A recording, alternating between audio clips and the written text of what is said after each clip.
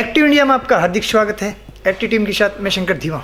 जैसा कि आप जानते हो, हम ग्राउंड रिपोर्टिंग करते हैं और आज हम पहुंचे दिल्ली कैंट में और आज आपकी मुलाकात कराएंगे प्रियंका चौधरी से। काउंसलर रही हैं, साथ में वाइस प्रेसिडेंट रही हैं, बीजेपी से हैं और मैडम से जानेंगे उनके किए कार्यों के बारे में। साथ में बात करूं आम आदमी पार्टी और बीजेपी में जो एमसीडी चुनाव में काफ़ी अच्छी टक्कर है, उसमें बीजेपी का क्या रुझान रहेगा। नमस्कार मैडम। नमस्कार जी, शंकर जी। मैम सबसे बात करूं, आप काउंसलर रही हैं, काम हुए हैं, ग्राउंड पे बात करो तो आपने ग्राउंड पे जाके काम किए और 5 साल का जो टर्नओवर काफ़ी अच्छा रहा और आपने जैसे कि फाइनेंस भी देखा। तो अभी जो बात करूं एमसीडी चुनाव की, बीजेपी का प्रदर्शन कैसा लग रहा है?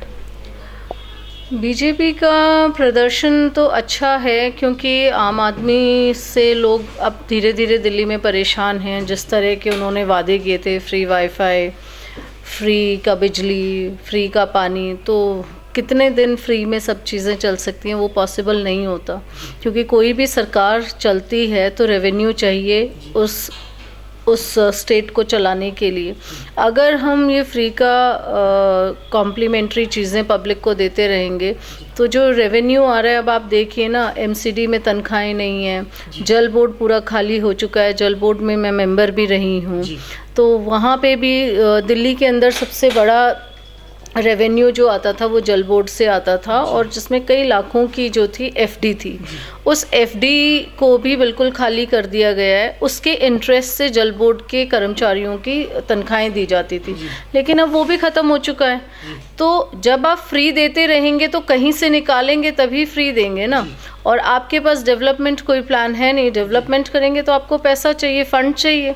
तो जब आप कर्मचारियों को तनख्वाह नहीं दे पा रहे तो दिल्ली के अंदर डेवलपमेंट कहाँ से लाएंगे।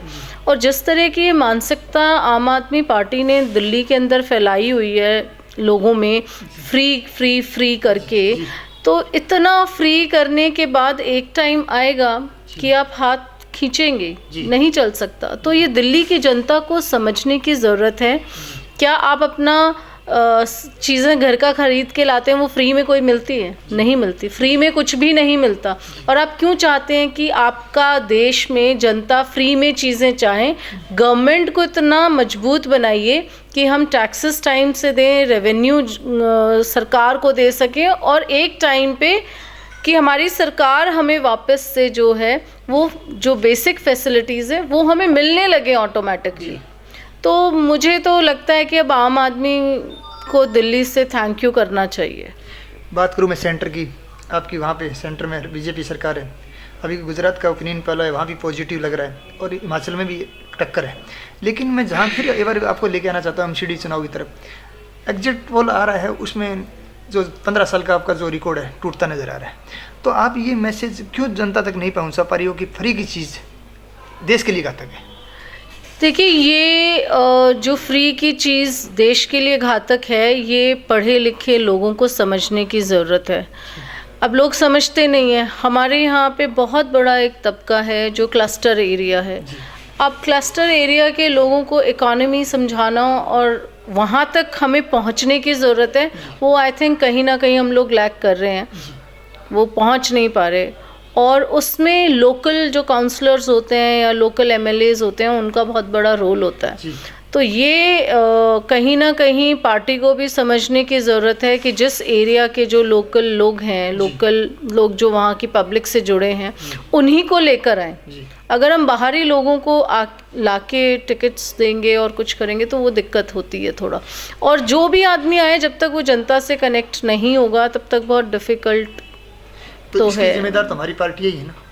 पार्टीज कहीं ना कहीं, देखिए, ऊपर तक मोदी जी और अमित शाह जी या जो एक सिस्टम होता है, हर चीज़ वो नहीं देखते। अब मैं भी एक कंपनी चलाती हूँ तो सारे डिसीजंस मैं दे दूँगी, लेकिन नीचे काम करने वाले लोग अगर काम नहीं करेंगे तो फिर मेरी कंपनी भी नहीं चल पाएगी। तो उसी तरह से देश भी है कि एक प्रधानमंत्री, 125 करोड़ से ऊपर की जनसंख्या, इतनी बड़ी जोग्राफिकल देश है, उनके लिए पॉसिबल नहीं है। उन्होंने जो सिस्टम रखा है, अगर वो सिस्टम उस हिसाब से चलेगा तो देश डेवलप करेगा। बात करूँ मैं देश की, रोज़गार की बहुत बड़ी समस्या है। कोरोना काल आया, आपको पता है 1.5 साल तक देश की इकोनॉमी क्रैश हुई। उसी कारण लोगों के अंदर एक पॉजिटिवनेस अभी आया है थोड़ा सा देश के प्रति वफादारी का। लेकिन एक बार आपको फिर बता दूं, आप जो आम आदमी पार्टी की तरफ मैं लेके आना चाहता हूं, जब हम लोगों के बीच में सर्वे करते हैं और पूछते हैं कि ये फ्री की चीज़ आपको क्यों चाहिए, तो वो बोल रहे हैं कि रोज़गार नहीं है। रोज़गार नहीं है इसी कारण कि लोग ये चाहते हैं कि मेरे 1000-2000 रुपये भी बचें तो मेरे घर का भी मतलब जो मैं बोलता हूँ जो संगठन है वो चल पाए। तो यही ऐसा लग नहीं रहा कि सेंटर की सरकार हो या आम आदमी की सरकार हो या एमसीडी की सरकार हो, रोज़गार देने में विफल रही है। हाँ, रोज़गार दिए जा रहे हैं, लेकिन वो नीचे तक, मैंने बोला ना, स्कीम्स बन रही हैं ऊपर, प्लानिंग हो रही है, लेकिन इम्प्लीमेंटेशन में कमी आ रही है। वो जब इम्प्लीमेंटेशन नहीं नीचे तक पहुंच पा रही है तो उसकी वजह से जो है सफलता नहीं मिल रही है। दूसरी बात है, कोरोना 2 साल रहा, वो सिर्फ हिंदुस्तान में नहीं पूरे वर्ल्ड के अंदर जो है एक इकॉनमी बहुत ज़बरदस्त डगमगाई है, उसका फ़र्क तो पड़ा ही है। वो चाहे आम आदमी हो चाहे कुछ भी हो, सब पे इफ़ेक्ट है।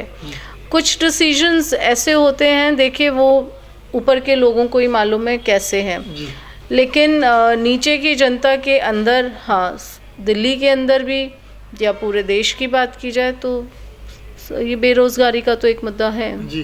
क्योंकि बेरोजगारी ही कारण ही लोग मतलब एक फ्री की चीज़ की तरफ भागते हैं कि कुछ ना कुछ मुझे मिले तो मेरा घर का बजट नहीं। देखिए ना, कितने अब इंडिपेंडेंट एंटरप्रेन्योर्स के लिए भी स्कीम्स आई हैं प्रधानमंत्री योजना के अंदर, तो उस पर थोड़ा सा हमें समय लगा के उसको समझ के वो चीज़, हमने उस पर भी बातचीत की। हमने काफ़ी लोगों से सर्वे किया कि जब हमारी जो फाइनेंस मिनिस्टर निर्मला सीतारमण जी, उन्होंने जो 20 लाख करोड़ का पैकेज दिया तो वो लोगों को बोला कि आपको लोन मिलेगा फ्री ऑफ कॉस्ट, शिक्षा के क्षेत्र में काम होगा, लेकिन ग्राउंड पे काम हुआ नहीं। ये आप भी जानते हो, इसी के कारण बीजेपी माइनस में चली गई।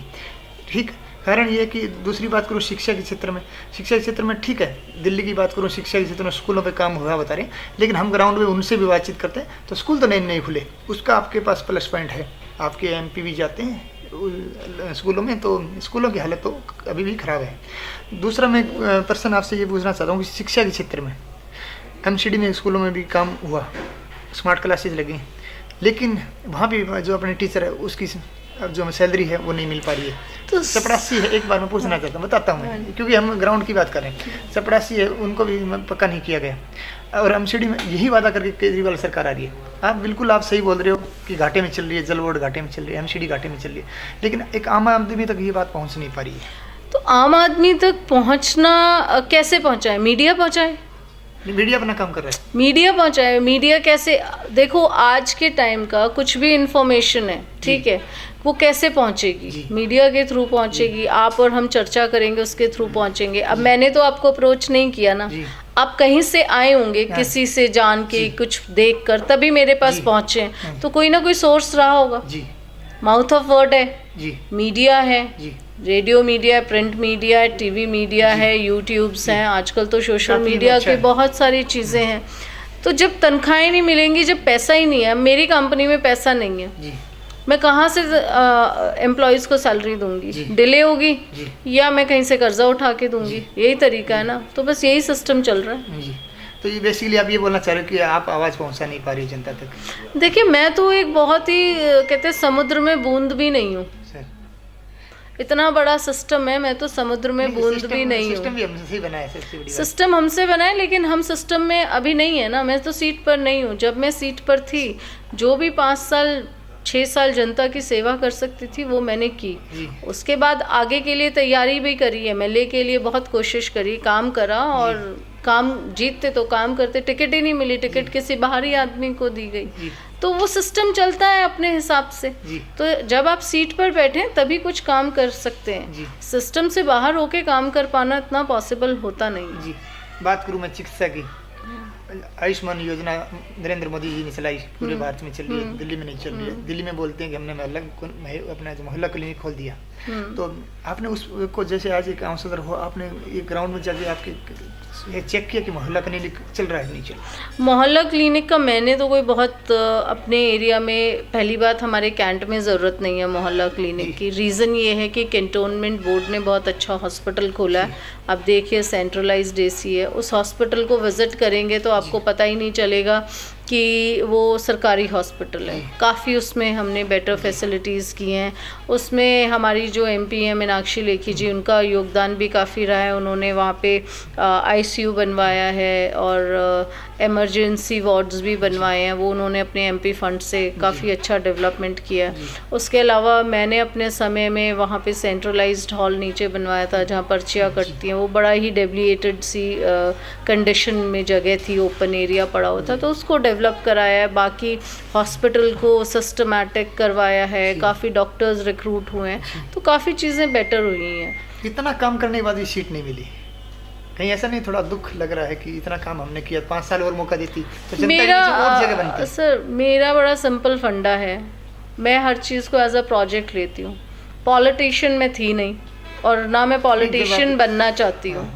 मैं अपने आप को पब्लिक रिप्रेजेंटेटिव कंसिडर करती हूँ, क्योंकि politician itself is a very negative. जी मैं नेगेटिविटी से दूर ही रहना पसंद करती हूँ। जी काम किया, जी मौका आया, जी महिला सीट थी, मैं सबसे ज़्यादा वोटों से बीजेपी में जीती हूँ।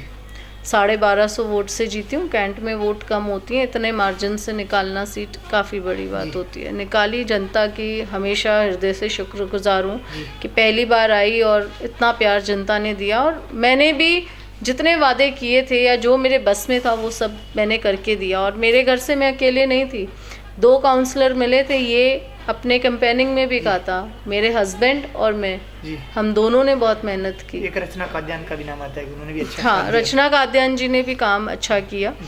और काम करना हमारे हाथ में है, बाकी तो सब ऊपर अपनी किस्मत भी होती है, कुछ कई बार इक्वेशंस नहीं बैठ पाती।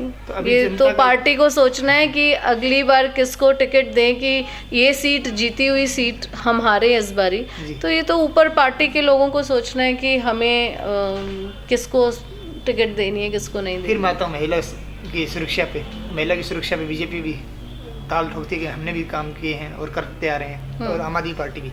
उन्होंने अभी जैसे मैंने एमएलए साहब से बातचीत किया तो उन्होंने बोला कि हमने तो बस और मेट्रो भी फ्री कर दिया, महिलाओं के लिए सबसे ज़्यादा काम हम ही कर रहे हैं। तो ऐसा नहीं लग रहा है कि आप ये मुद्दे सर ऐसा करिए ना, सब कुछ फ्री कर दो, मुझे भी घर में फ्री में बिठा के खिला दीजिए तनख्वाह। मैं क्यों कंपनी खोल के बैठी हूँ, मुझे भी आम आदमी अरविंद केजरीवाल जी मुझे भी फ्री में दे दीजिए, मेरा भी घर चल जाएगा, क्यों मेहनत कर रही हूँ। तो नहीं, मैं बार बार ये क्वेश्चन माइंडसेट की बात कर रहा हूँ। हाँ। मैं आपसे भी बार बार यही क्वेश्चन कर रहा हूँ, हम लोग मतलब आप एक पदाधिकारी रहे हो, हाँ। तो ये एक मैसेज जनता में क्यों नहीं छोड़ पा रही हो कि फ्री चीज छोड़ो, देश के हित में सोचो। देखो किसी को तो ये मतलब आपको जाना पड़ेगा लोगों के बीच में, तभी तो लोग हम हिंदुस्तानियों की ना, मैं अपने को भी कर रही हूँ, ठीक है, कोई पर्सनल ना ले, हम हिंदुस्तानियों की मानसिकता ही गलत है। हमें हर चीज़ फ्री की चाहिए। देश को गंदा करना है, घर को साफ रखो, कूड़ा बाहर किसी पेड़ के नीचे लाके फेंक दो, फिर आपस में झगड़ो, यही सब होता है। जब तक हम अपने को सेल्फ डिसिप्लिन नहीं करेंगे ना, तब तक हम कुछ नहीं कर सकते। सरकार है, कोई भी सरकार आती है, सरकार देश के लिए काम कर रही है, उसमें कहीं ना कहीं आपको भी सेल्फ डिसिप्लिन होने की ज़रूरत होती है। कौन सा प्रधानमंत्री आज तक ऐसा आया है जिसने स्वच्छता को लेकर आवाज़ उठाई हो? गांधी जी के बाद अगर स्वच्छता को किसी ने इस देश में आवाज़ उठाई है तो वो नरेंद्र मोदी जी ने उठाई है। हमने तो बचपन से लेके इतने बड़े हो गए, हमने कभी स्वच्छता पे सुना ही नहीं। शौचालय, घर घर शौचालय खुले, गैस सिलेंडर आए, भाई गैस सिलेंडर कनेक्शन दे सकते हैं, आदमी पूरी ज़िंदगी भर गैस फ्री थोड़ा ना देगा तुम्हें जी। आपको एक सुविधा दी गई जी, ठीक है, आपको गाड़ी दे दी जी। अब ये थोड़ा ना सरकार कह रही है कि उसका डीजल भी मैं ही दूंगी, उसकी मेंटेनेंस भी मैं ही दूंगा, उसका सब कुछ करेंगे। आपको दी है, आपको अपने सिस्टम क्रिएट करने पड़ेंगे जी, करो जी।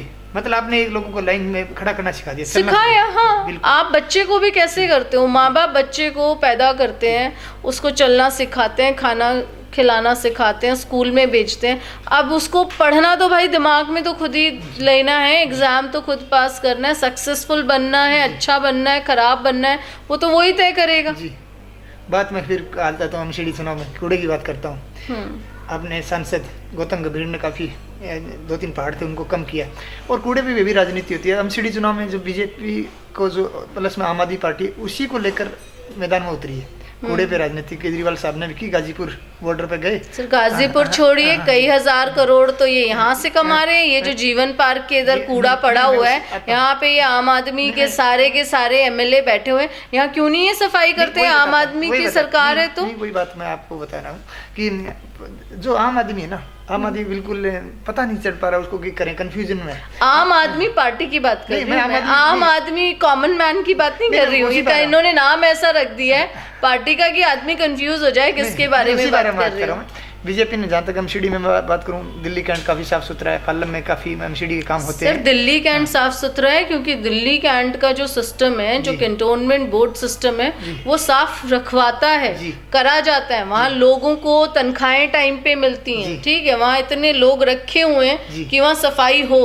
जहाँ पे तनख्वाह दी जाएगी, लोगों को रखा जाएगा, काम होगा, तो वहाँ सफाई दिखेगी।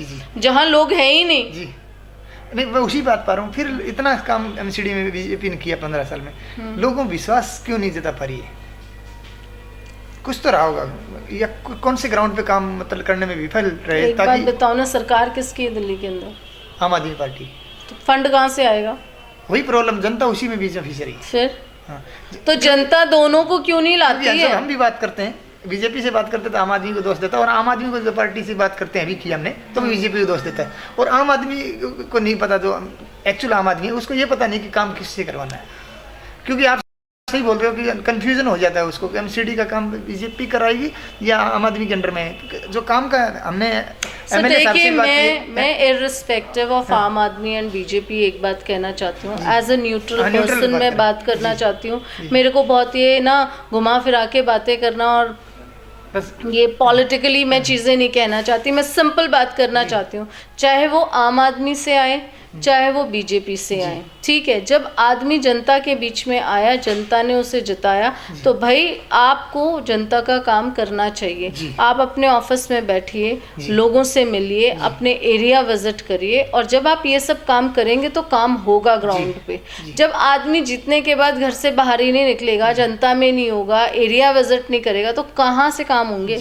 तो ये सबके लिए जो काम करते हैं, जिन एरिया में आपको काम दिख रहे हैं, वहाँ के जनप्रतिनिधि जो थे वो जीतेंगे, उन्हें टिकट भी दी गई है, ठीक है।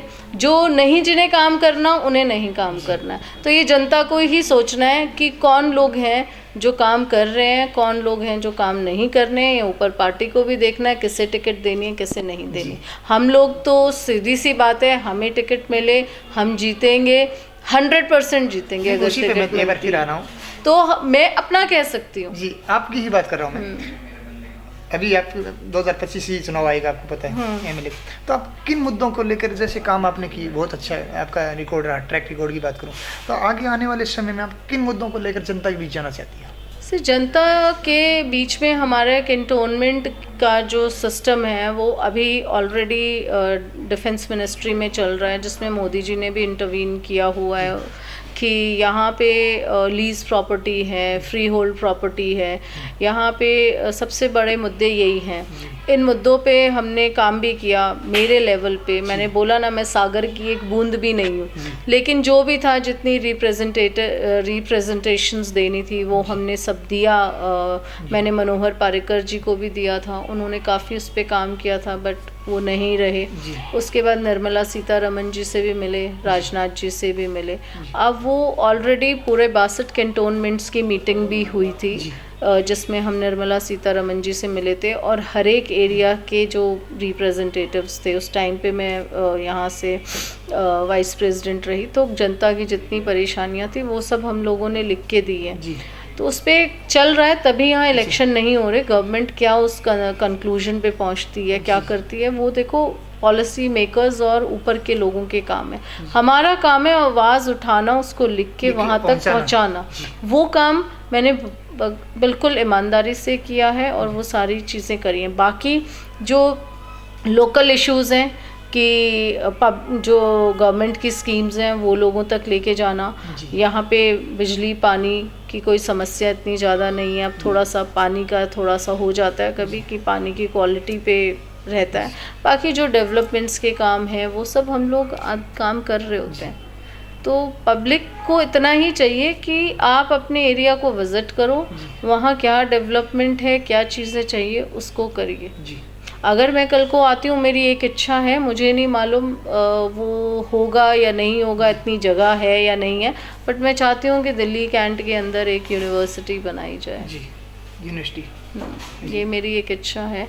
प्लस हमारा जो कैंट बोर्ड का हॉस्पिटल है, मैंने 5 साल काफ़ी कोशिश करी कि वहाँ पे ब्लड बैंक हो और वहाँ पे जो डिलीवरीज होती हैं। आर्मी का है उसमें सर, आर्मी अलग है, कैंटोनमेंट अलग है, कन्फ्यूजन है।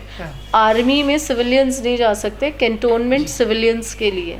हम कैंटोनमेंट को रिप्रेजेंट करते हैं, हम आर्मी को नहीं करते।